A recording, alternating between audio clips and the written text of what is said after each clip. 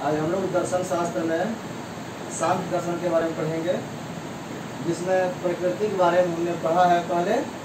आज हम लोग तुलना करेंगे किसके किसके बीच में, सांख्य के प्रकृति। सांख्य में जो प्रकृति के बारे में कहा गया है लगभग उसी तरह से मिलता जुलता वेदांत में जो है माया के बारे में कहा गया है। ठीक है, दो दर्शन, एक सांख्य एक वेदांत। सांख्य में प्रकृति और वेदांत में माया लगभग मिलता जुलता लगता है। तो इसके बीच में क्या संबंध है, क्या क्या समानताएं हैं, क्या क्या असमानताएं हैं, मतलब अंतर क्या है, इसको हम लोग अभी समझने का प्रयास करेंगे। तो फर्स्ट में देखते हैं समानताएं क्या क्या है। तो एक तरह से समानता पहला देखते हैं हम लोग कि विश्व की विविधता।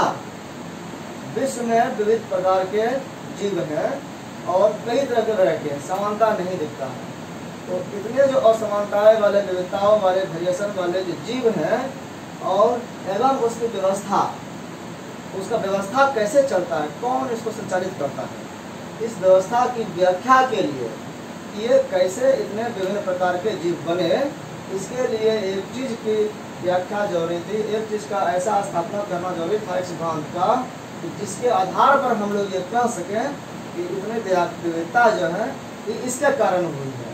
तो उसकी विविधता के को आधार बनाने के लिए प्रकृति को माना गया। सांख्य में प्रकृति आवश्यक माना गया कि प्रकृति को अगर हम मानते हैं जिसमें त्रिगुणमयी होता है, तीन गुण होते हैं, सत रज तम, ऐसे प्रकृति के होने के बाद ही उस तीनों गुणों में उतार चढ़ाव होने के कारण विविध प्रकार के जीव, विविध प्रकार का निर्माण विश्व में हो सकता है। तो विश्व की विविधता की व्याख्या के लिए और उसके बीच में जो कोऑर्डिनेशन है उसकी व्याख्या के लिए प्रकृति को मानना आवश्यक हो गया है। ये सांख्य दर्शन में है। क्यों? क्योंकि विश्व की विभिन्न वस्तुएं जितनी प्रकार की है वो प्रकृति से ही निकली है, ऐसा मानना पड़ेगा। प्रकृति को मुख्य रूप से माना गया है।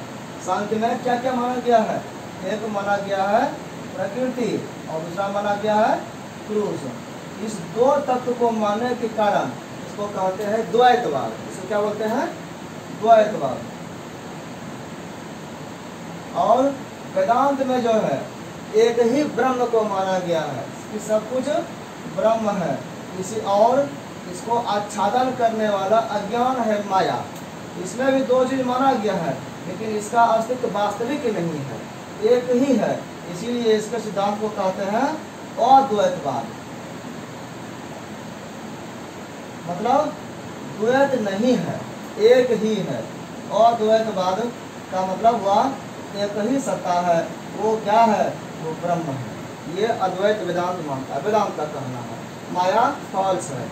और सांख्य क्या कहता है कि पुरुष भी वास्तविक है और प्रकृति भी वास्तविक है। ये दोनों वास्तविक मानने के कारण ये द्वैतवादी दर्शन है। तो ये कह रहा है कि प्रकृति के कारण सब कुछ दुनिया का निर्माण हुआ है। इस विविधताओं के बीच जो है, विभिन्नताओं के बीच एकता की स्थापना, सबके बीच कोई एक तत्व होगा, वो कौन है जो सबको मिला के चलता है, उसकी स्थापना जो है कैसे करेंगे, उसके लिए जो नियम माना गया प्रकृति रूपी मौलिक नियम माना गया और उसी के आधार पर यह संभव है, ऐसा कहा गया। तो प्रकृति का नियम हम लोग कहते हैं कुछ होता है तो यह प्राकृतिक नियम के आधार पर हुआ है, ऐसा हम लोग कहते हैं। प्राकृतिक नियम के काम करने का मतलब है वो प्रकृति के द्वारा निर्धारित है। तो प्रकृति क्या है, कौन माना है इसको? प्रकृति का सिद्धांत सांख्य दर्शन का दिया हुआ है। इसी के कारण हम लोग अभी कहते हैं ना कि कुछ हो गया, बाढ़ आ गया, भूकंप आ गया, तो क्या बोलते हैं कि नेचुरल डिजास्टर हो गया। डिजास्टर मैनेजमेंट होता है उसको संभालने के लिए, उसको रोक नहीं सकते हैं। जो हो गया अब उससे बचाव कर सकते हैं, बचना है, उसको रोका नहीं जा सकता है, क्योंकि प्रकृति पर मानव का अधिकार नहीं, मानव के बस की बात नहीं है।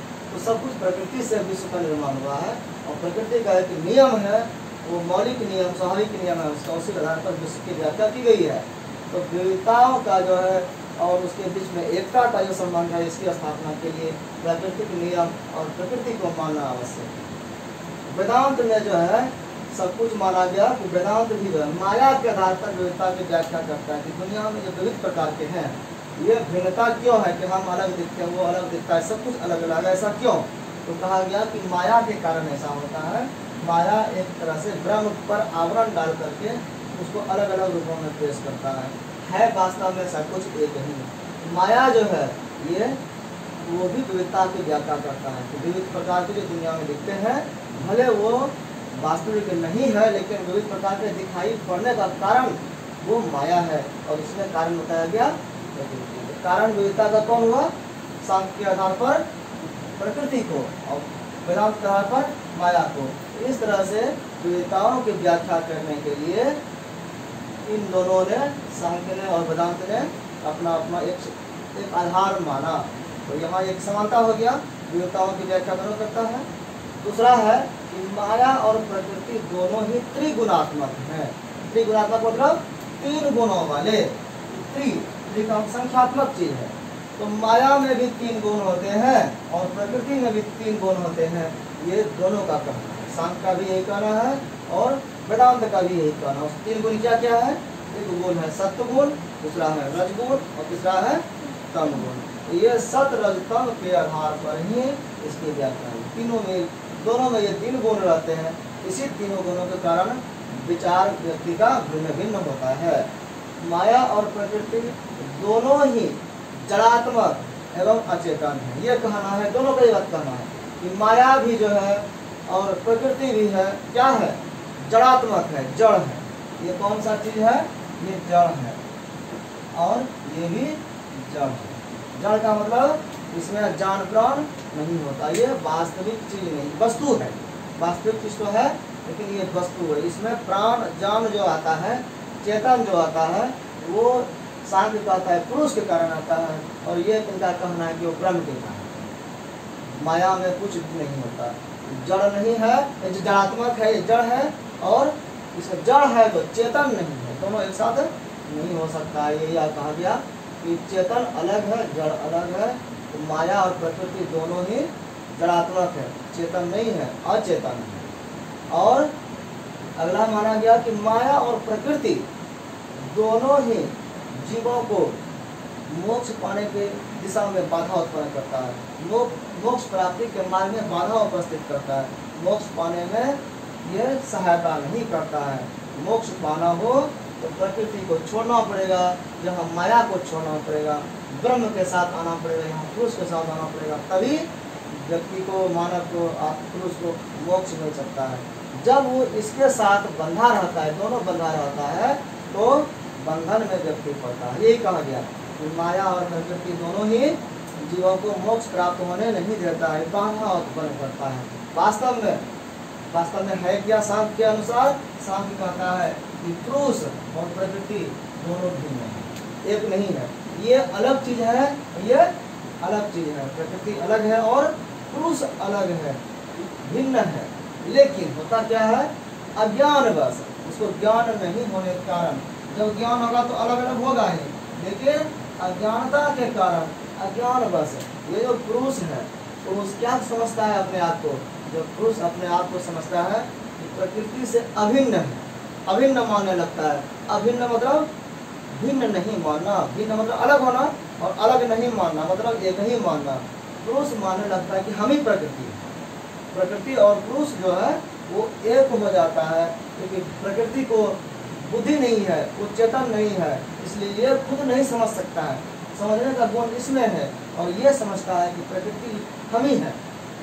तो ये जो समझने का है कि प्रकृति से हम अभिन्न हैं, मतलब वही है, तो वो बंधनग्रस्त हो जाता है। इसी अवस्था को कहते हैं कि जब पुरुष और प्रकृति दोनों एक ही समझा जाता है, जब पुरुष अपने को प्रकृति से अलग नहीं मानता है, तो कहा जाता है कि वो बंधनग्रस्त है, दुनिया में पड़ा हुआ है, बंधन में।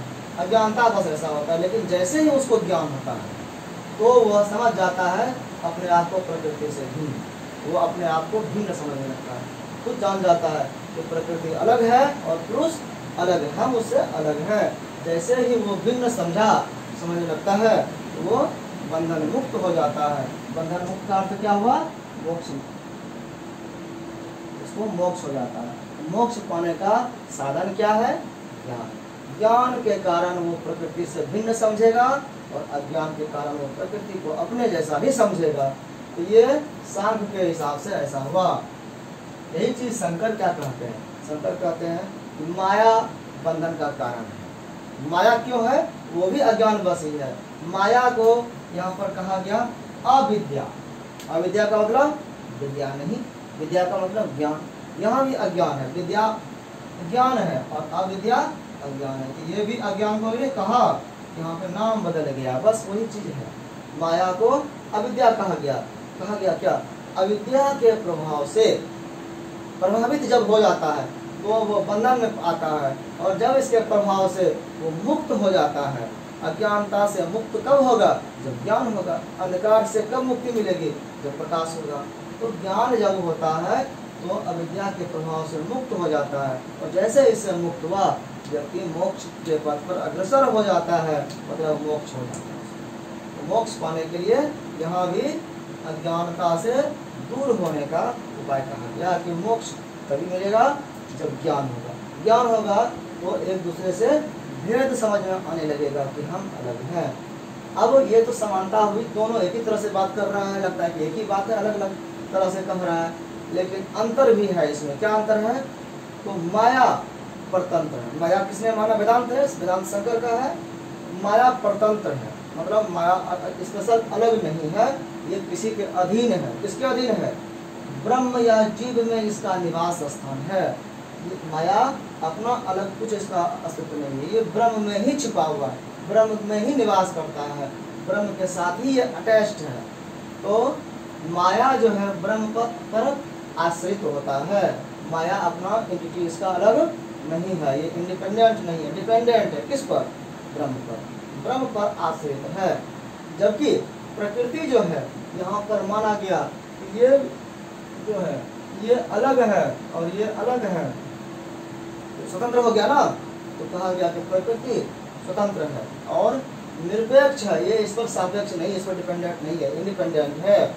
अपने अस्तित्व के लिए प्रकृति अन्य सत्ता पर निर्भर नहीं करता है किसी पर। ये नहीं कि प्रकृति है तो पुरुष भी होगा, ये अलग है, ये अलग भी रह सकता है, इसका अपना अस्तित्व है, तो किसी सत्ता पर निर्भर नहीं करता है।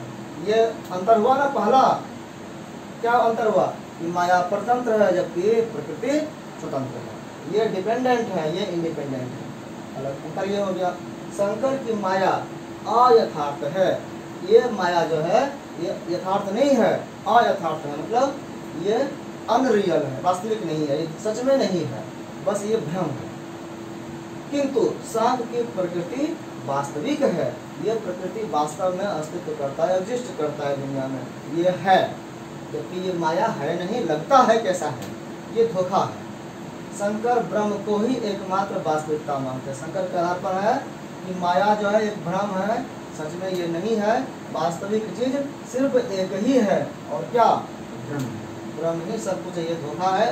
बस जैसे धोखे का ज्ञान हो गया तो फिर रियलिटी की पता चलता है। तो वास्तविक जो अस्तित्व है वो ब्रह्म का है, वास्तविकता रियलिटी जो है वो ब्रह्म का है, केवल ब्रह्म। इसीलिए अद्वैत वेदांत कहते हैं एक अकेला।